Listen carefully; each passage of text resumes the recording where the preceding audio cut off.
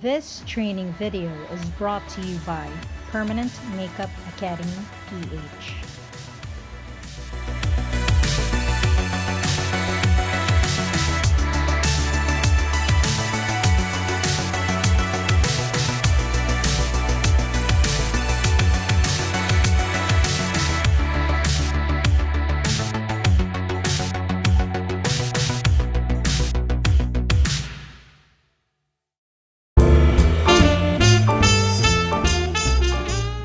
When you're gonna do makeup on anybody, you need to clean your hands.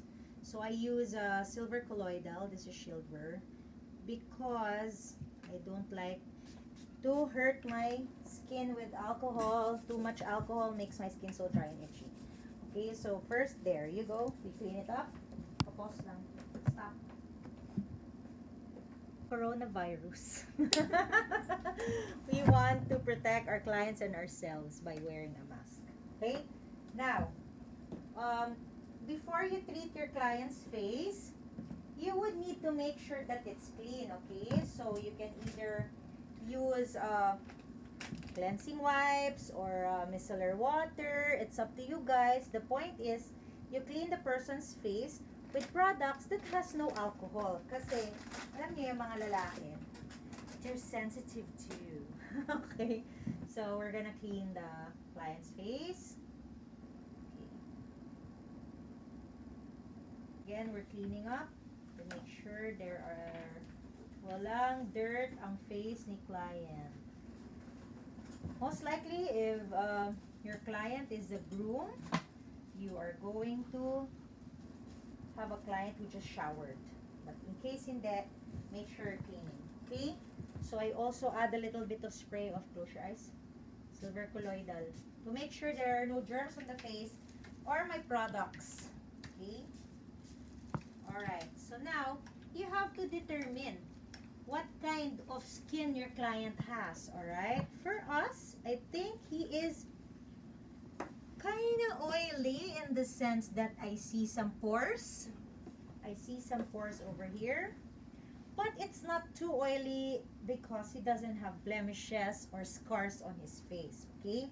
So, if there's an event that he is going to, let's say he's gonna be shot so many 1,000 times by the photographer for his wedding, of course you need a mattifier. Okay, so the mattifier that I use is my Scotch tape, pasensya na, Nurturing Force Blot Out Offensive and Oil Control Cream.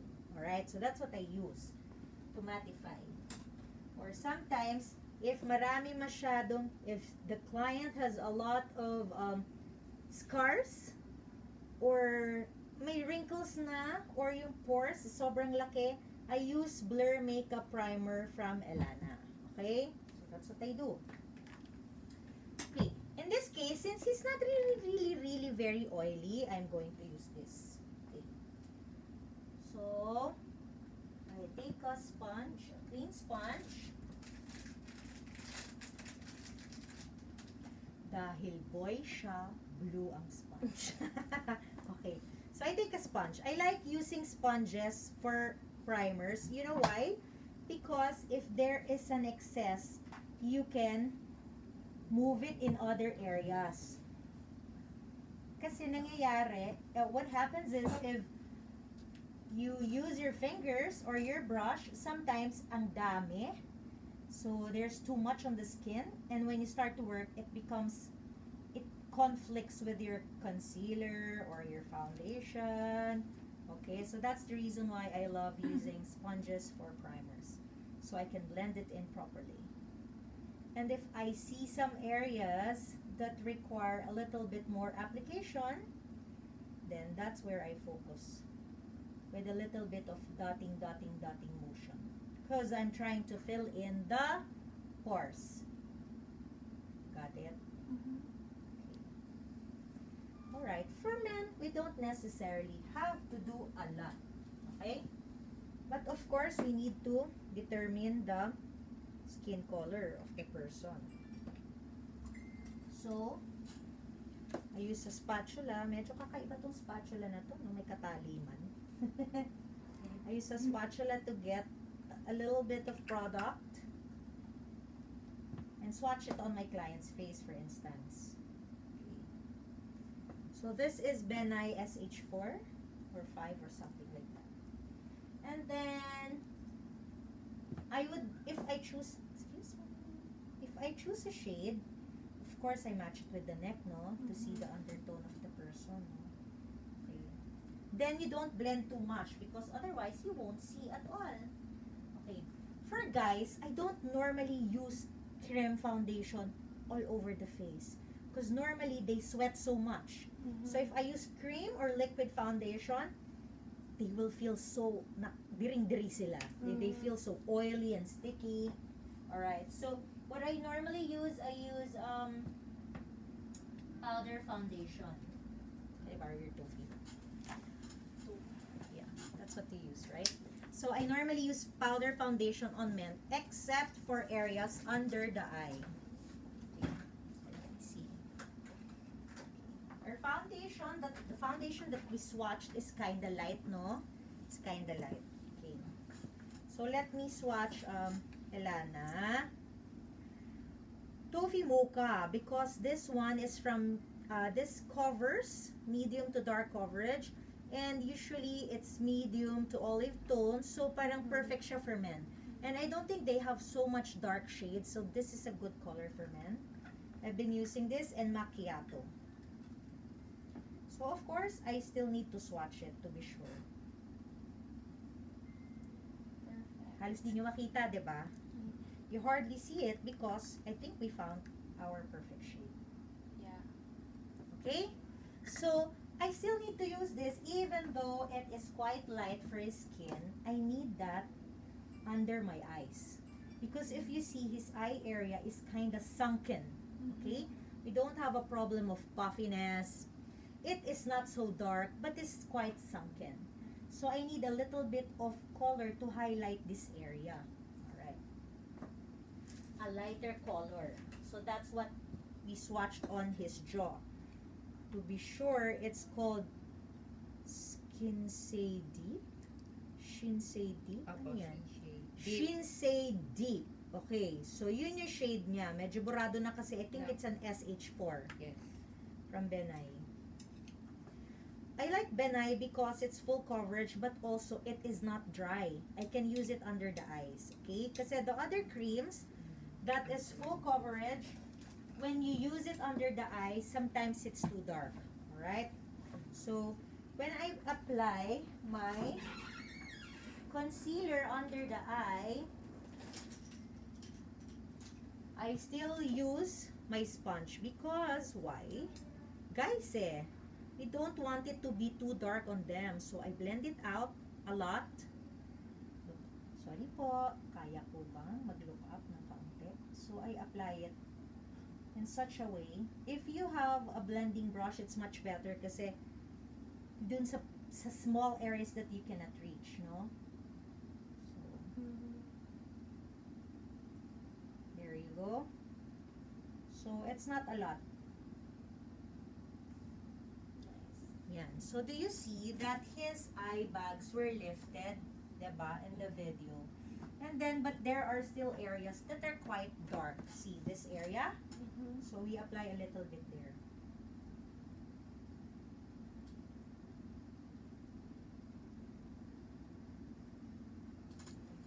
Okay? So, remember to include the inner area of the eye. Because this one, oh, look here, oh, it's very dark and he looks tired, no? Kasi pag puyat tayo, it really darkens in that area. So, make sure to add that. Alright? Also, this area. Why? Because if you see, as you age, parang nagdo-droop that area and it also kind of dark in that area. So, it will help if you put a little bit of concealer there, it kind of lifts. But remember guys, we need to blend it out pa, okay? Do not stop there. We don't want our groom to look too made up. Baka mas maganda pa siya sa bride, mapag-iwanan siya ni bride. Okay, so we blend it out. Okay, so that's what I love about sponges or beauty, what do you call that? Beauty blenders. Kasi you can build it up, no? You can build it up, and then if you need more coverage in an area, build up ka lang doon. But at the same time, you blend it out. Kasi when you use a brush for blending out, ginaganon mo, di ba? So when you brush it, it moves. But that's not your intention. Your intention is to blend it out, but still keep the product in the area you want. So when you're doing, this is part of your HD training, remember? Okay. So you're blending, but at the same time building up. You are not moving the product elsewhere. Okay? So in this case, saan pa kaya niya kailangan ng kaunting, maybe here, to remove the redness, because we're using a yellow tone foundation. Yellow tone foundation. So it erases or neutralizes your redness. Okay? We will discuss that even more later on. So, syempre, kung may mga areas na you want to, like the sides of the lips, this one kasi, guys, laging may ganyan eh, oh. Hyperpigmentation. So, we want to remove that, di ba?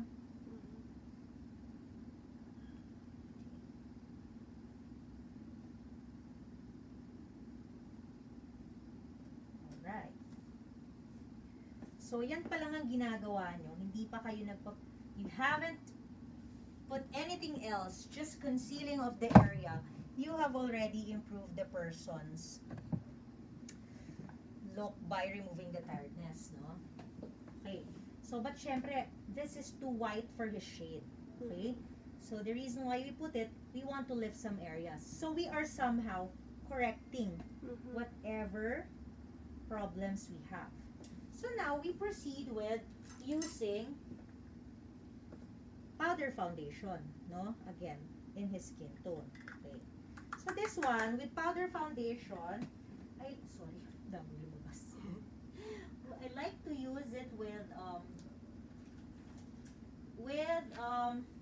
either stippling brush or kabuki for powder. Okay? Alright, so when I do that, I don't want to add too much. So I just get a little bit, kasi powder foundation to, very pigmented ang Ellana eh. So I swirl it a little bit to get. So when I apply, I check muna here on the side to make sure I'm using the correct color. Alright? Kasi mamaya, I apply it all over, yung pala, ay, basa pala tong brush mo dahil. Bagong linis. Okay. So if I apply it all over, I might end up having too dark or too light. So, and then I check it. And if I feel like it's the right color, then we proceed. Okay, so if I find it, you can also use naman your sponge para hindi masira what we've started. Okay, so I just gently tap it all over his skin to get a little bit of coverage, including his eye. If you notice, I didn't put concealer on his eye kasi I don't want the eye to appear too light. Yeah, that was what I was gonna ask. Yeah, I don't want the eye to appear too light kasi we want the sunken area to be lifted. So if I apply concealer on the eye, yeah, it's gonna be useless. So we apply lightening or highlighting or counter shading in the areas that are deep and you want to bring up. Okay? So pinapatong-patong ko lang the powder that we're gonna use on our concealer area. And of course, we're gonna do everywhere else, right? See, etong powder foundation na to is very waterproof. So, even though you sweat or the groom sweats during his shoot, kakapit lang yan. It will adhere even more. So, kakalat tayo kay sir. So, remember to drape your client, no? Especially if they're already wearing whatever clothes they're gonna wear for the shoot or something. So, ways to drape, guys. Kakaya naman na magdala ng parang sa manggugupit dito, di ba? Ang init nun eh. So, what can you use to drape? You can use your shawl, a shawl. Gusto mo, social pa yung shawl mo. Louis Vuitton. Ganyan. Yan. Of course, do not forget the neck. Why? Because makeup reflects light, but skin absorbs light. So even though pantay na pantay yung color na yan, if you have no makeup on the neck, what's gonna happen is the light will reflect dun sa face pag take ng photo, but then in the neck, maa-absorb, magmumukhang maitim yung neck pa rin. Even though pantay, even though in person, you see him, everything is the same. Sa photo, that will be different. Okay? Alright, so nakikita nyo, one side is mukhang pagod pa. And one side, medyo mukhang rested na. Okay?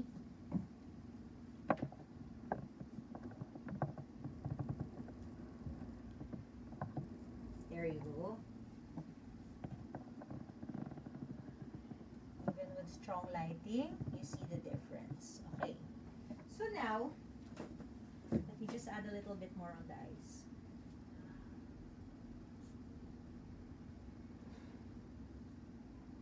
Okay. So, kita nyo, diba? Sunken eyes, yung mga pores, very obvious, may hyperpigmentation or may darkening everywhere. And then the sides of the lips are now very different. Okay? So, medyo strong lang yung ilaw namin kasi this ring light is very, very white. I cannot see anything to warm it up a little bit. But, the point is, if you're seeing it in real person, pantay ang skin sa face at sa neck. Tama, guys? Okay? Na-lift ang mga areas na kailangang bawasan ng pagod. Tama? Okay? The pores are lesser visible kasi the makeup is reflecting eh. Right. Okay? Ganon. So, ganon yung na-achieve natin. Si sir, di niya masyado kailangan magalaw yung kilay niya, no? But some people needs. Sometimes there is a scar here. Sometimes there's no more hair here. What I normally use for that is liquid pencil for eyebrows. Okay? We have liquid eyebrow pen. Okay, because it's hard to use actual pencil. You don't want your clients to look so made up. Okay? So example lang. Okay, so this is dark, okay? Huwag tularan. It has to be a little bit lighter than this. But for example, you see some spots, like over here, it's kind of light. You can actually draw in some strands. Very, very lightly. So parang you just filled in his brows. Na hindi ka nag-draw eh. You didn't make him look like he has makeup on, but you added in areas that were sparse.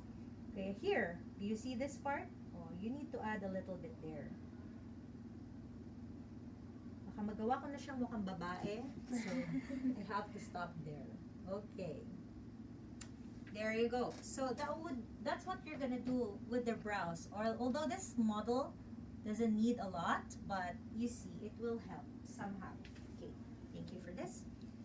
Now, next, you don't want your clients to appear too white or too clean for the cameras because it doesn't look too natural also. They will look like they put makeup on. We don't want that, okay? So what we do is, we contour the face a little bit or we at least warm it up, okay? So I'm gonna use Anastasia Medium to Tan Contour Kit, okay? Medium to tan. Kasi tan naman tayo eh, okay? So here, I'm gonna use the darkest shade on him. Okay. So, there, dab, deposit product. I love these terms, deposit product. Natutunan ko to sa very first teacher ko for makeup. Hi, Teacher Cheryl. Okay. Deposit product.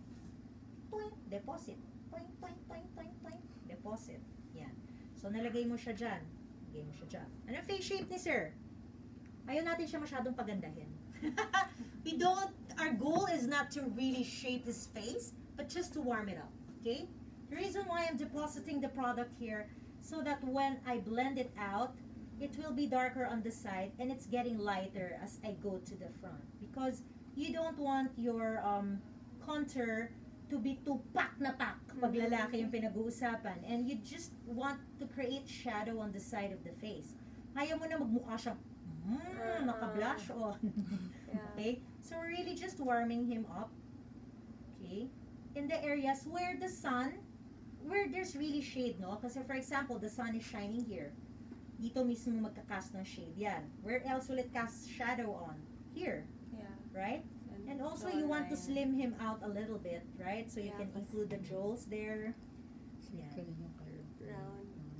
He's kind of round, so if he's conscious with the shape of his face, then you can help him a little bit by creating a more diagonal shadow. But I'm telling you guys, you don't want your male clients to look so made up. It's not your goal to really contour and alter the face of the client unless requested.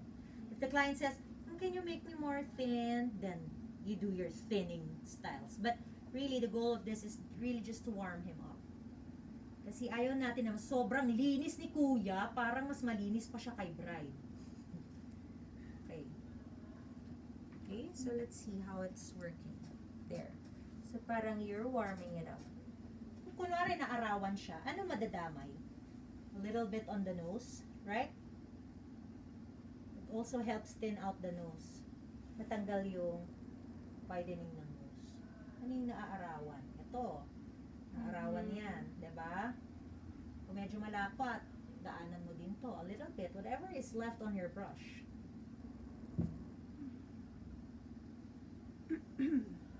Okay. So, parang nabawasan yung pagiging maputi ng face niya. Diba?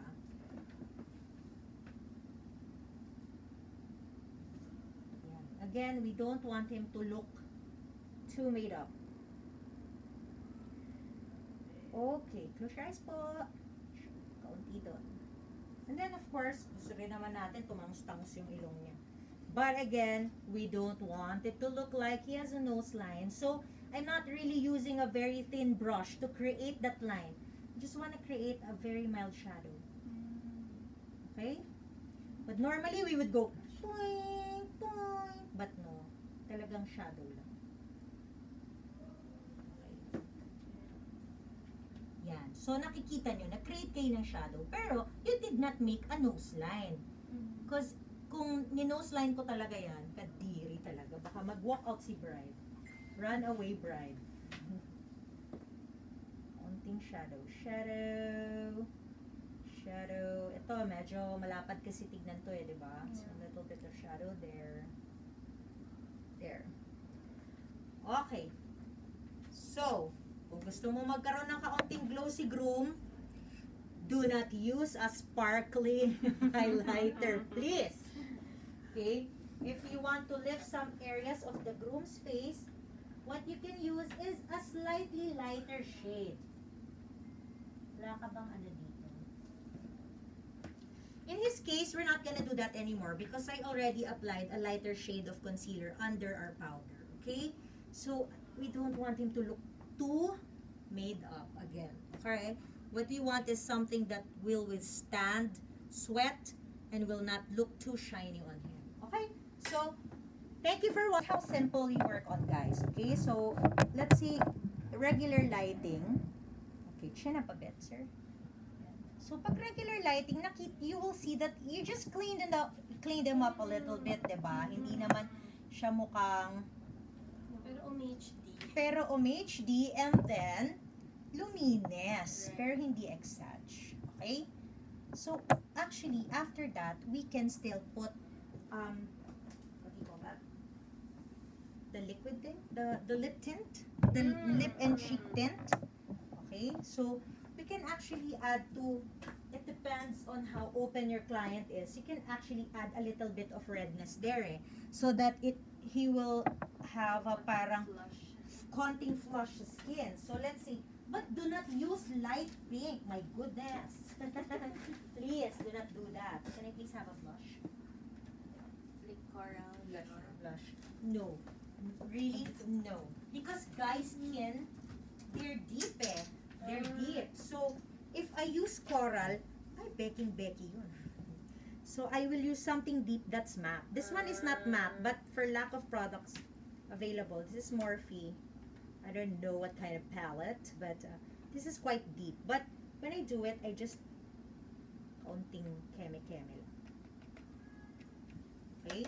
So, quite deep. So, when I apply that, para mukha lang siya talagang naarawan. Oh. Yeah. Diba? Mukha lang siyang naarawan. Hindi talaga siya mukhang naka-blush. And hindi ko, I'm not really making it porma-porma. It's really just, yeah. So it just looks like he was under the sun for a little bit. So I use a deep color. I don't use peachy, coral, pinky. Deep color so that it will look like sunburn. Sunburn. And then we apply a little bit of lip tint, the liquid ones. You know, sometimes you need a little bit of touch of color on the lips as well. Okay, remember we cleansed our skin because this time, our hands particularly, because this time we're gonna have to use our beauty finger.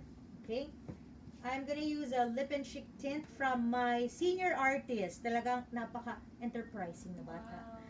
Jayka Lip and Cheek Tint. Organic. We'll see if this is really organic. So anyway, if you look at it, it's quite deep. Okay? So kasi, like I said, we don't want him to look too made up. So, I just put a little bit, then spread it out with my finger. So, I just need a stain lang talaga, diba? Oh, there. Dab-dab. And spread it out with my finger. Kaya, your hands should be really clean. Make sure it's clean.